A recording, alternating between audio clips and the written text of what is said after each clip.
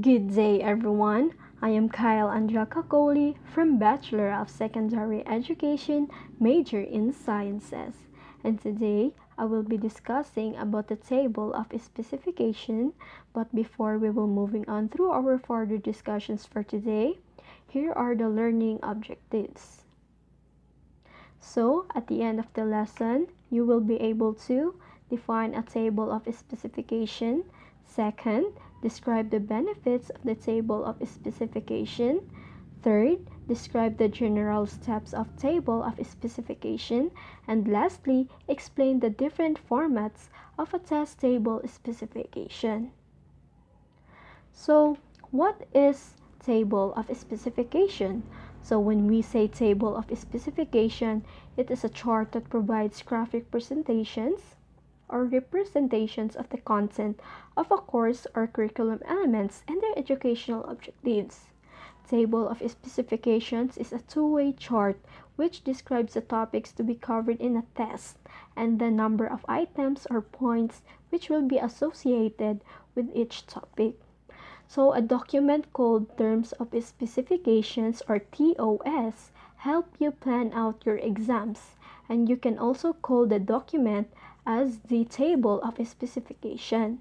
So it will make your test creation process more methodological and organized. Creating a solid terms of specifications will increase the likelihood of you creating a test that is valid as reliable. And TOS plan to prepared by a classroom teacher as a basis for test construction, and it is important that it should be prepared carefully because this helps students to learn the subject in order to ensure the valid measure of the most rational objective in the course contents. So, what are the benefits of the table of specifications? So, here are the benefits of the table of specifications rather. So, the first one we have here to clarify learning outcomes. Second, ensure content coverage. Third, matching methods of instructions. Fourth, help in assessment, plan, and blueprint. And lastly, the evaluation of the program. So these are important benefits of table of specifications. The target of this or the achieve or the goal of this benefits of table of specifications rather is to achieve the balance in the test and to identify the achievement domain and being measured and to ensure that a fair and representative sample of questions appear in the test. So these are the learning outcomes go one step beyond and the simple remembering of the material and represent the lowest level of understanding, and learning outcomes can also in this area require a higher level of understanding than those other comprehensions. So this will also allow to ensure our test focuses on the most important areas and weights different areas based on the importance of time spent teaching. So here are the general steps in developing a test table of specification. So we have here the first one to determine the coverage of your exam. So in determining the coverage of your exam, the first rule in making the exams and therefore in making a document called a table of specifications is to make sure the coverage of your exam. And that is something that you have to satisfactorily taught in class.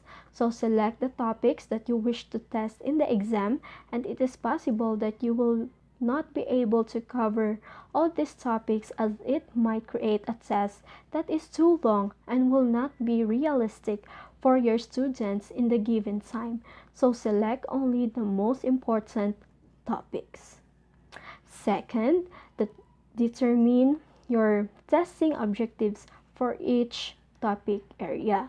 So in this step, you will need to be familiar with Bloom's taxonomy of thinking skills. So Bloom has identified a hierarchy of learning objectives from the lower thinking skills of the knowledge and comprehension to the higher thinking skills of evaluation and synthesis. So Bloom's taxonomy has 6 categories, starting from lower level to the highest. The first one is the knowledge, the second one is the comprehension, the third one is the application, the fourth one is the analysis, the fifth one is the synthesis, and lastly, the evaluation. So when we say knowledge, it is remembering about the facts and terms, definitions, and concepts. And when we say comprehension, it is the understanding of the meaning of the material, explain, interpret, summarize, give examples, project, and translate. And when we say application, it is selecting a concept or skill and urging it to solve a problem, to compute, solve, apply, modify, and construct.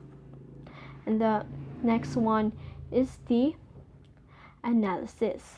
When we say analysis, it is breaking material down into its parts and explaining the hierarchical relations. And the fifth one is the synthesis, producing something original after having broken the material down into its component parts. And lastly is the evaluation. It is making of a judgment based upon a pre-established sets of criteria. So the next step, so for each content area that you wish to test, you will have to determine how you will test each area. So will you test simply their cultural knowledge, or you will have to test their comprehension of the matter, or perhaps you will be challenging to them to analyze and compare and contrast something. Again, this would depend on your instructional objectives in the classroom. So did you teach them lower thinking skills, or did you challenge them by making them think critically? So your objectives per topic area should vary specific verbs, especially on how you intend to test students using the Bloom's taxonomy. So example for this is that the second level, which is the comprehension.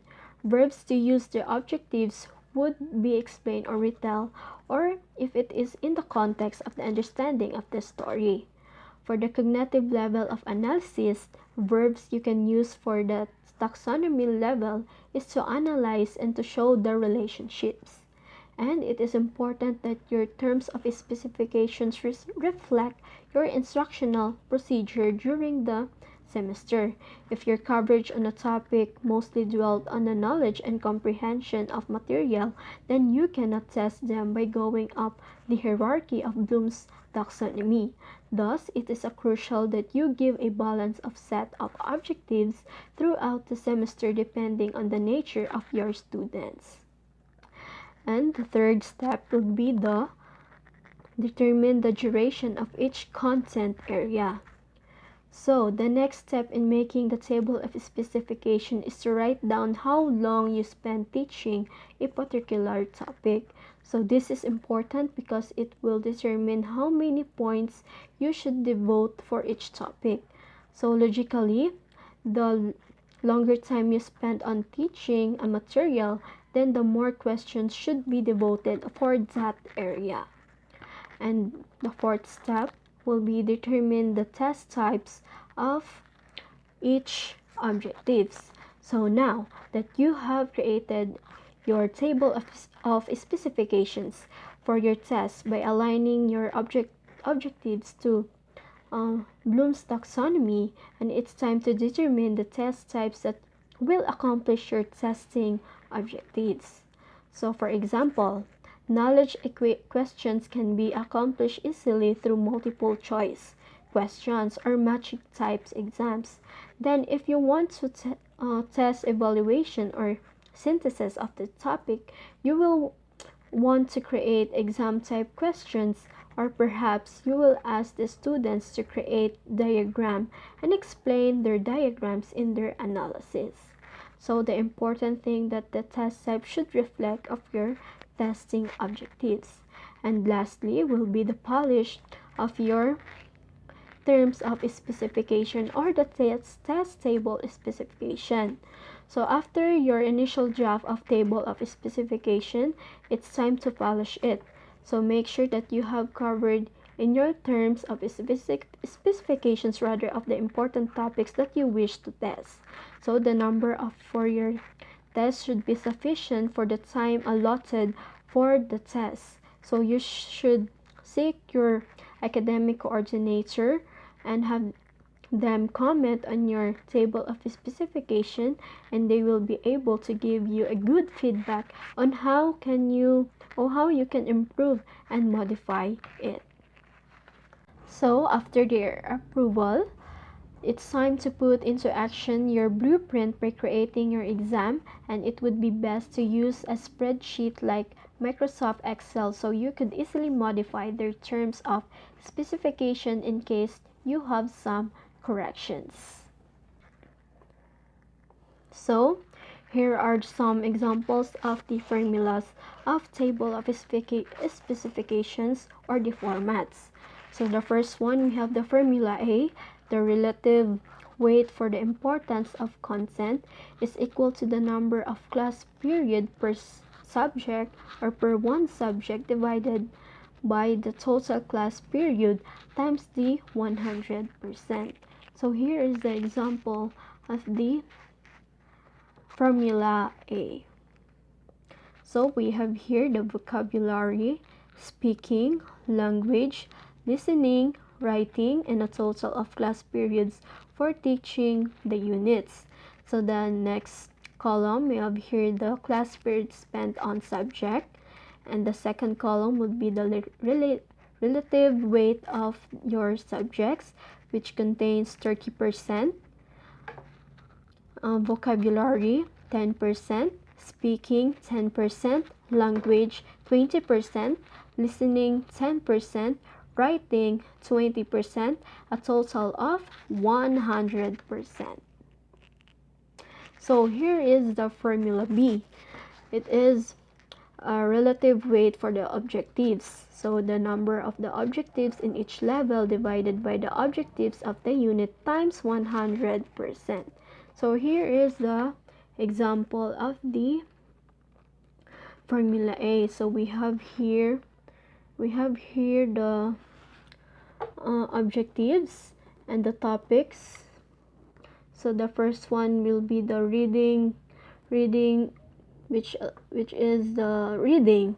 So 30%, vocabulary 19%, speaking 10%, language 20%, listening 10%, writing 20%, a total of 100%. And the next column would be the knowledge and comprehension, which is 45%. And the next column is the application, that would be 35%, and the analysis, synthesis, and evaluation, and that would be 20%, a total of 100%. And lastly, here is the formula C. It is to identify the number of questions in each topic for each level of the objectives. So the total number of questions times relative weight of the topics times the relative weight of the objectives. So we have here the formula C, where the table has already a tally score. So the first one is the first column would be the objectives. So here are the 30% of for speaking, for the reading 30%, vocabulary 10%, speaking 10%, language 20%, listening 10%, and writing is 20%. And here are the tally for the reading percent for the reading, which is 30%. So here are the 2.7, 2.7, 0.9, 0.9. For the language, 1.8. Then listening is for 0.9 and writing is 1.8. And for the applications, there for the speaking, oh no, reading rather, the 2.1, we have here 2.1, and the 0.7, 0.7 for vocabulary. Speaking is 0.7, language is 1.4, 0.7 for the listening, and 1.4 for the writings. And the third or the fourth column would be the analysis, synthesis, and the knowledge that contains of 20%. So here are the voice will be, the reading would be 1.2%, vocabulary would be the 0.4%, speaking is 0.4%, language is 0.4%, and writing is 0.8%. For 4%, a total of 4. So here are the totals for each column. From the reading, which is we have 6. Then the second one, vocabulary, we have 2. Then speaking we have a total of 2, and the language we have a total of 4, and the listening we have also a total of 2, and writing we have the total of 4, a total of 20, a total of 20. So how can the use of a table of specifications benefit your students, including with those special needs? So the table of specifications has two benefits for the students in 2 ways. First, it improves the validity of teacher-made tests. Second, it can improve student learning as well. So I guess that would be all. Thank you and God bless.